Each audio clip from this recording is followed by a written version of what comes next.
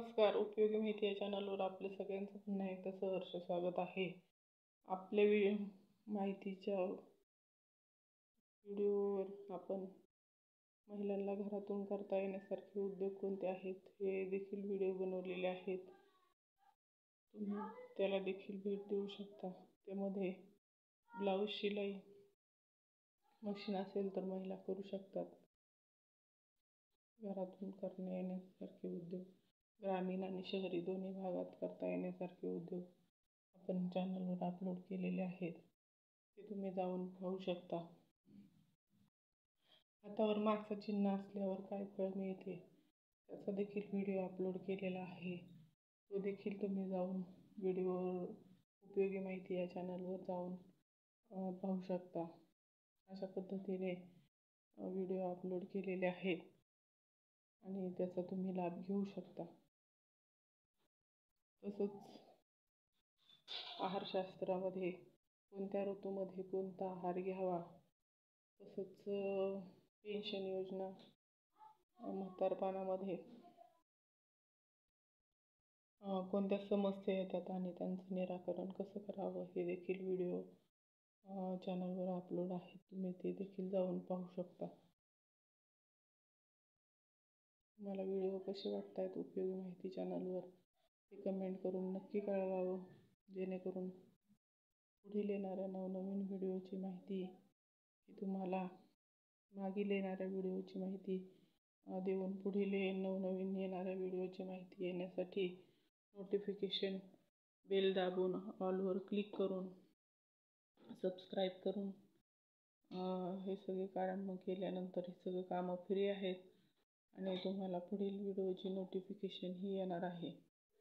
मला माहिती कशी वाटते ते कमेंट करून नक्की कळवावं. हे सगळं फ्री आहे.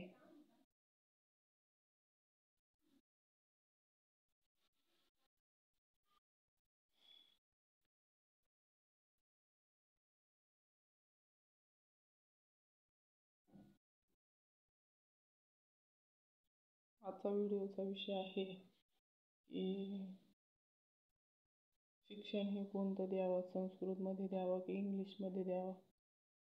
तर इंग्लिशला आता सध्या वॉन्टेड आहे. संस्कृतमध्ये पूर्वी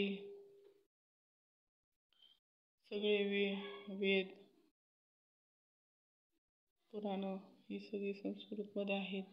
धर्मग्रंथ याच्याविषयी माहिती ही संस्कृतमध्ये दिली गेलेली आहे. पूर्वीच्या काळामध्ये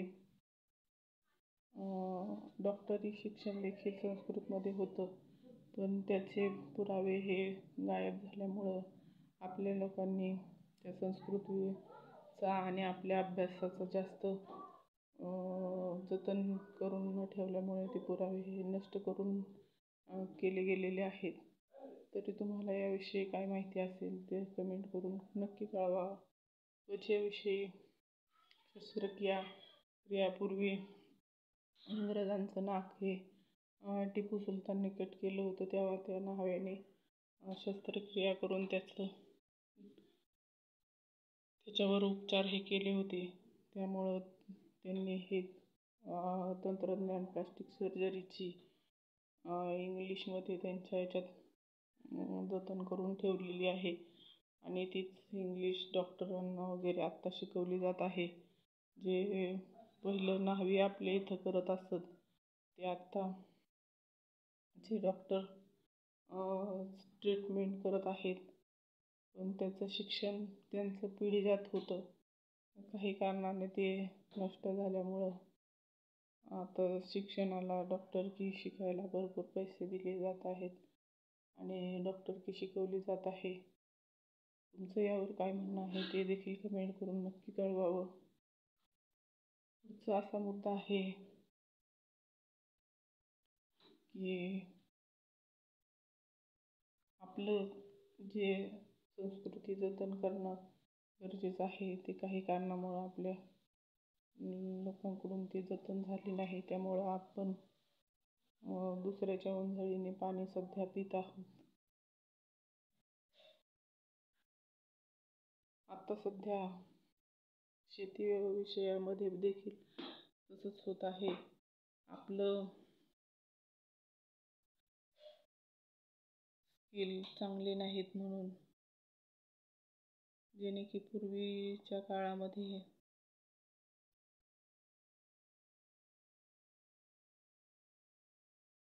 म्हणायचे की हे तुम्हाला काही येत नाही इंग्रज, आणि त्यांचं शास्त्र त्यांनी आपल्यावर लादवलं आणि पूर्वीचं आपलं शास्त्र हे गेलेलं आहे. तर त्याच्यामध्ये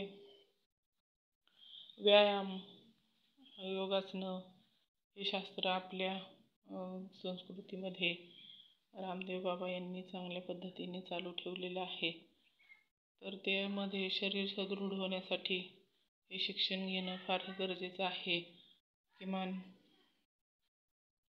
डॉक्टर देखील आता योगासनं वगैरे नवीन स्किलमध्ये शिकवत आहेत, ज्यामध्ये जो आजार झालेला आहे त्यामध्ये देखील व्यायामाचे प्रकार हे दिले जात आहेत. पण हे सगळं भारताचंच आहे आणि ते आता नव्यानं शिकवलं जात आहे असं म्हणता येईल. तरी हरकत नाही, त्याचा वापर कुठंतरी झाला पाहिजेलच. त्यामुळं योगासनं मुलांना शिकवणं फार गरजेचं आहे. संस्कृतमधील शास्त्रांचं, वेदांचं अध्ययन नाही केलं तरी ठराविक स्तोत्रही पाठ झाली पाहिजे, जेणेकरून वाणी ही शुद्ध होईल आणि त्याचा बुद्धिमत्ता वाढण्यावर, स्मरणशक्ती वाढण्यावर उपयोग होतो. जसं की सूर्यनमस्काराचा उपयोग ही बुद्धी आणि स्मरणशक्ती, रोगप्रतिकारक शक्ती वाढण्यामध्ये मदत होते. आपण गेल्या व्हिडिओमध्ये पाहिलं की सूर्यनमस्काराचे काय काय उपयोग आहेत. तर तसेच स्नायूमध्ये बळकटी येण्यासाठी सूर्यनमस्कार उपयोगी पडतात. बुद्धी तेज होण्यासाठी, बुद्धी तेज होऊन चेहऱ्यावर चमक येण्यासाठी सूर्यनमस्कार हे उपयोगी पडत असतात.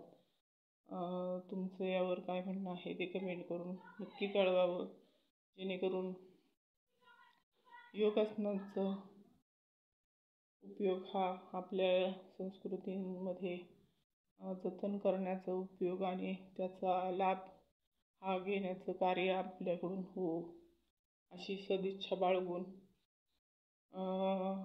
व्हिडिओला अंतिम चरणात आलेला आहे.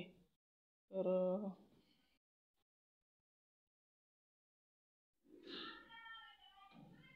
व्हिडिओचा शेवट करण्यापूर्वी तुम्ही कोणत्या कोणत्या विषयावर आपल्याकडून सुटत गेलेले आहेत त्याचं कमेंट करून नक्की कळवावं. जसं की सोयाबीनचं तेल पूर्वी सांगितलं जायचं की सोयाबीनचं तेलाचं शरीराला घातक आहे, चांगलं आहे माहीत नाही, पण खोबरेचं तेल कोकणात खाल्लं जातं आणि ते खोबरेचं तेल खाल्ल्यामुळं शरीरावर काय घातक परिणाम होतात असं दर्शवलं. पण तसं न होता शरीराला चांगला देखील इफेक्ट खूप नारळाच्या तेलाचा होत आहे. आणि ज्यांनी नारळाचं तेल खाल्लं आहे त्यांना चेहरा सतेज होण्याचा आणि बुद्धी तेज होण्याचा उपयोग होत आहे. पूर्वी काही लागलं तरी तेल लावलं का, तर ते नारळाचं तेल जखमेवर लावलं असतं, नारळाचं तेल आणि हळद, तरी जखम लवकर भरून येण्यास मदत होते. तुमचं यावर काय म्हणणं आहे ते कमेंट करून नक्की कळवावं. आपलं जे होतं ते चांगलं नाही म्हणून नष्ट केलं गेलं आणि त्यांच्याकडील चांगलं नसलेलं चांगलं आहे म्हणून आपल्याकडे खपवलं गेलं. तुमचं यावर काय म्हणणं आहे ते कमेंट करून नक्की कळवावं. आगामी काळात असं होऊ नये असे कोणते कोणते विषय आहेत, ज्याचे करून सिमेंटचा एक विषय आहे. पूर्वी चुन्यापासून जी बांधकामं केली जायची ती खूप भक्कम बांधकामं आहेत आणि आता सिमेंटचा वापर हा करण्यात येत आहे. चुन्याची बांधकामं देखील नष्ट झाली आहे. जेणेकरून चुन्याच्या काही घाणे होते त्याचं बांधकामामध्ये उपयोग केला जायचा. पण ते आता नॉलेज कोणाला अवगत नसल्यामुळं ते नॉलेज मागं पडलं आणि ती कला ही लयाला गेली. अशा बऱ्याचशा कला ह्या लयाला गेलेल्या आहेत. त्या पुन्हा पूर्ववत करण्यासाठी काय करता येईल हे चॅनलवर तुम्ही कमेंट करून कळवू शकता. ज्याचं पूर्वजांना ज्ञान होतं आता देखील शेतीमध्ये देखील तसंच होण्याची शक्यता बाळगली जात आहे.